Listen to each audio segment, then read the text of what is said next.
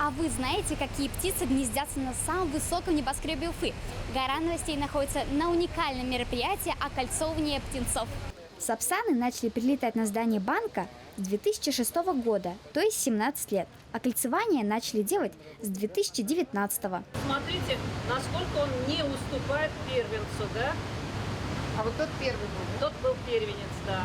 Птенцы получают номерной знак на лапу, когда им исполняется 3 недели, потому что именно в этом возрасте они не боятся людей и спокойно переносят процедуру.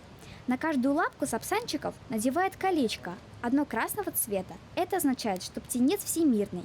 Следующее двухцветное. Колечко означает, что пернатый из республики Башкортостан. А где еще живут сапсаны? Но вот на территории нашей республики сапсаны приурочены к большим рекам. На скалистых обрывах они гнездятся, устраивают свои гнезда.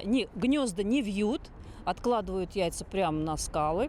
По всему Южному Уралу гнездятся сапсаны. И у нас, я хочу сказать, что башкирская популяция сапсанов самая сильная среди всех остальных. Когда очень сильно численность сапсанов по всему миру упала, и даже в некоторых странах вообще исчезли сапсаны, это когда использовали пестициды группы ДДТ, которая влияла на толщину скорлупы, и самка, насиживая яйца, давила просто эти яйца, да, и, естественно, потомство погибало. Численность очень сильно упала. Это был прошлый век, середина прошлого века.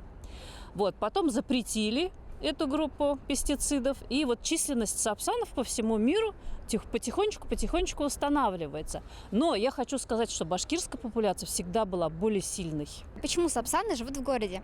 Это очень хороший вопрос на самом деле и очень экологический, потому что все естественные места обитания диких птиц сейчас нарушаются. Человек внедряется на эти территории, использует их для своих хозяйственных нужд, да?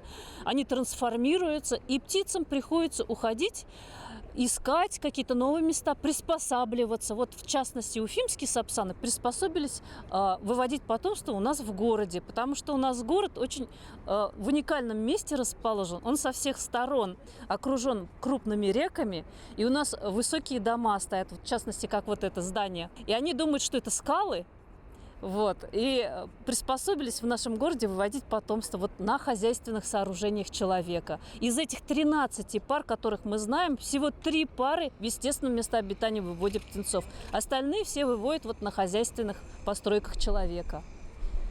Это адаптация к изменениям и ландшафтным, и климатическим тоже. Первым окольцовывают птенца по кличке Уфимка. Она абсолютно спокойна. Сначала птенчик проходит взвешивание, потом измерение крыла, а затем им надевают колечки. Следующий на очереди – Казыкай. Вы спросите, почему такие необычные имена? Дело в том, что в социальных сетях в группе банка шло голосование, где выбирали самые нестандартные имена для птенцов. А это самый младший из пернатой семьи. Его зовут Аметис. Кстати, вот интересный факт. Самка всегда больше самца. По всей России сапсаны внесены в Красную книгу. А нашей республике повезло, ведь именно в Башкортостане сапсанов больше, чем во всей стране. Сам банк бережно относится к птенцам.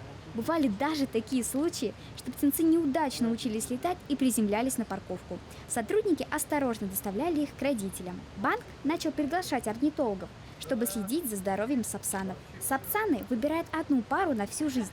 Сейчас нашей паре уже 17 лет.